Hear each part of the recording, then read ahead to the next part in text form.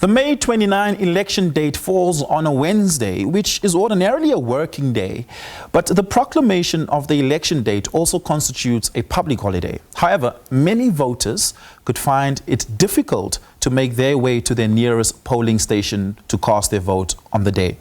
The National Economic Development and Labour Council, Nedlac, calls on employers to observe their civic duty in allowing and enabling workers to get to polling stations. Kaiser Muyane, who is the Nedlac convener for business, joins me for this conversation. Kaiser, good afternoon. Thank you so much for your time. Really appreciate it. Look, business owners on the day would want their businesses to be able to operate as efficiently as possible. That means they'd want as many of their workers to potentially be in for the day. However, it is a public holiday and they have to observe it by law as such, meaning that workers are entitled to the day off. But that's not possible for essential service workers. What are some of the practical ways through which employers can enable their employees to be able to get to the polls? Thanks, Oliver.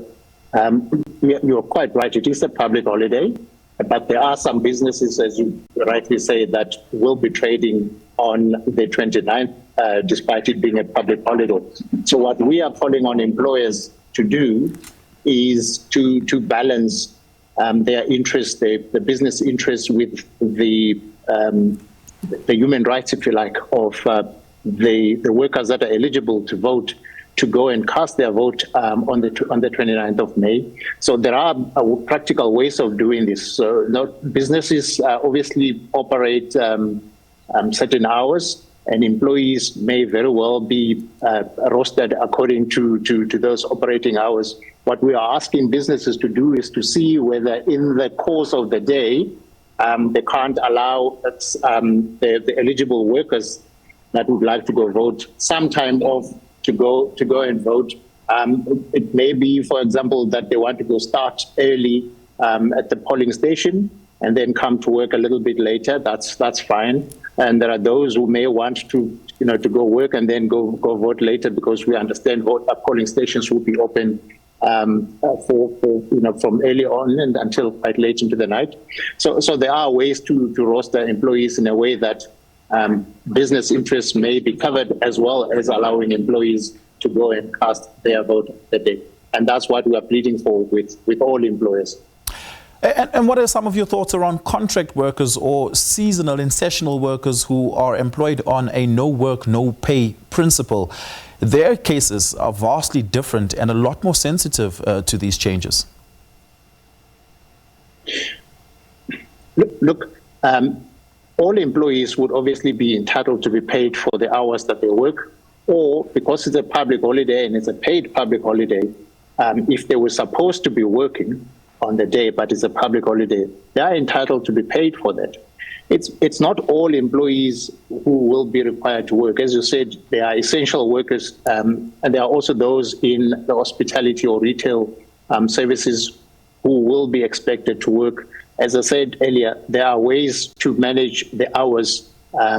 Employees are not necessarily expected to be there when the business opens until it closes, especially those that are open to the public, because the hours that the businesses are open to are a lot longer than what employees are expected to work.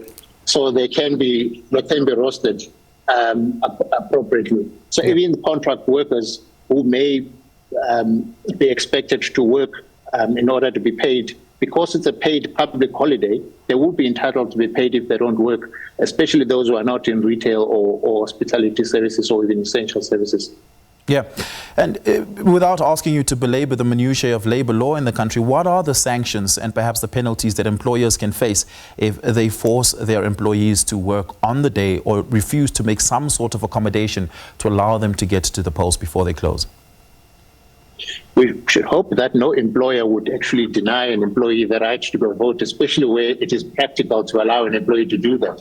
But assuming that there is an employer who does not allow an employee to go do that, if the employee does not honor their work commitments in a way that the employer was being unreasonable, the employer cannot take adverse action against the employee. Otherwise, it will be unfair labor practice. If the employee was dismissed, the employee could go to the CCMA and claim unfair dismissal. If they were disciplined in any other way, it may fall under what's called unfair labor practice short of dismissal. So employees are protected where... It's unlikely to get to the point of a dismissal or even disciplining. The most likely sanction is a docking of the pay, for instance. That too is an unfair practice, would you not say?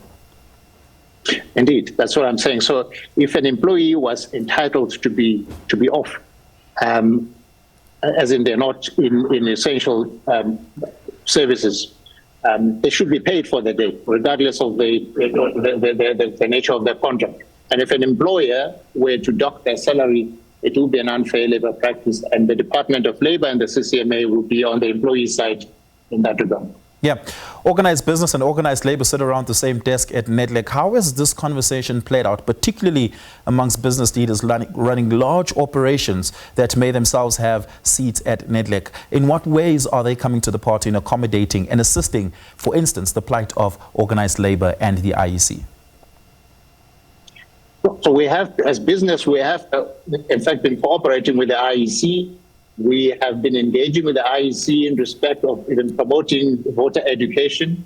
We understand also that employers, especially in respect of releasing their employees, would also need to understand what's required. So we are encouraging our members as organized business to honor those commitments. It's only one day in a voting cycle of every 4 to 5 years. So it is really not going to break the economy. In fact, it's not even for the whole day. The employee would take a few hours to go and vote, and then may return to work. So we as business and as labor and government, we in Nedlac have been cooperating on these very important messaging that employees, workers that are eligible to vote should be encouraged to go and exercise this very important human right. Yep. Kaiser, thank you so much for your time.